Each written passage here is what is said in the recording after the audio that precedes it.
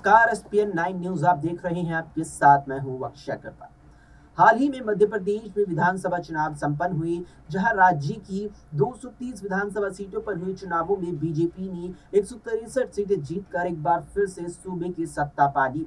लेकिन इस बार भारतीय जनता पार्टी ने मध्य प्रदेश में एक बड़ा बदलाव किया, और वो भी मुख्यमंत्री के तौर पर। करीब 18 सालों तक बतौर मुख्यमंत्री मध्य प्रदेश की कमान संभाल चुके शिवराज सिंह चौहान को भारतीय जनता पार्टी ने इस पद से उन्हें विराम दे दिया और मोहन सिंह यादव के रूप में राज्य को नया मुख्यमंत्री दिया।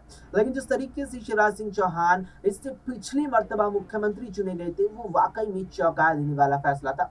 दरअसल 2018 के मध्य प्रदेश विधानसभा चुनावों में भारतीय जनता पार्टी बहुमत के आंकड़े से चूक गई थी और कांग्रेस उससे ज्यादा सीटें लेकर 114 सीटें जीत गई थी। हालांकि कांग्रेस बहुमत का आंकड़ा पार नहीं कर पाई थी, लेकिन कुछ निर्दलीय विधायकों से संपर्क कर कांग्रेस ने बहुमत का आंकड़ा पार कर लिया था और कमलनाथ के नेतृत्व में मध्य प्रदेश में 15 सालों बाद कांग्रेस की सरकार बनी थी।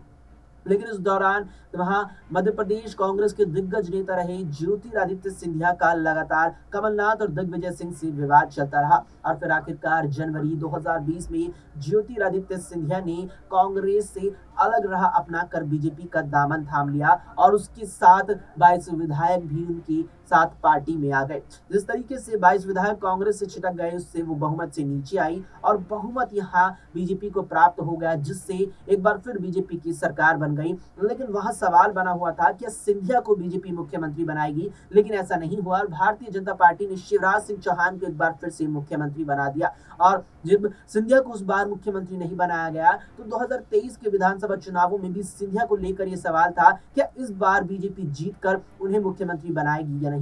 लेकिन इस बार भी उन्हें मुख्यमंत्री नहीं बनाया। लेकिन इस बार भारतीय जनता पार्टी ने शिवराज को भी मुख्यमंत्री नहीं बनाया और नया मुख्यमंत्री नियुक्त कर दिया। इस बीच उनके बेटे का एक वीडियो वायरल हुआ, जिसमें वो कहते नजर आए कि चुनावों में आप लोगों से वोट मांगने पिताजी नहीं मैं आया था, इसीलिए आपकी सरकार या हमारी पार्टी बीजेपी अगर कोई काम कोई वादा आपसे किया हुआ नहीं करेगी तो मैं अपनी पार्टी के खिलाफ भी चला जाऊंगा। उसके बाद माना जा रहा है कि ज्योतिरादित्य सिंधिया को जिस तरीके से बीजेपी ने 2 बार मुख्यमंत्री बनने का मौका मिलते हुए भी मुख्यमंत्री नहीं बनाया, तो ऐसे में जिस तरीके से शिवराज के बेटे का ये बयान आया है, ऐसे में ज्योतिरादित्य सिंधिया महानारीमन सिंधिया भी कहीं ना कहीं बीजेपी के खिलाफ इस तरह की बयानबाजी कर सकती है। लेकिन ऐसा अब तक कुछ भी होता नजर नहीं आया है। बता दें कि ज्योतिरादित्य सिंधिया की बेटी महानारीमन सिंधिया को हाल ही में अयोध्या में हुए रामलला की प्राण प्रतिष्ठा कार्यक्रम में भी निमंत्रण भेजा गया था और वे उस कार्यक्रम में शामिल भी हुए थे। लेकिन उस सब के बाद भी वे लगातार राजनीति से पीछे ही नजर आ रही हैं। अब देखना है कि सिंधिया की तरह की उनकी बेटी भी राजनीति में सक्रिय रूप से नजर आते हैं या नहीं, और साथ ही साथ वे क्या बीजेपी की राह पर ही चलेंगे या पिता को मुख्यमंत्री ना बनाए जाने से नाराज होकर वे कांग्रेस की तरफ अपनी राह बढ़ा सकते हैं।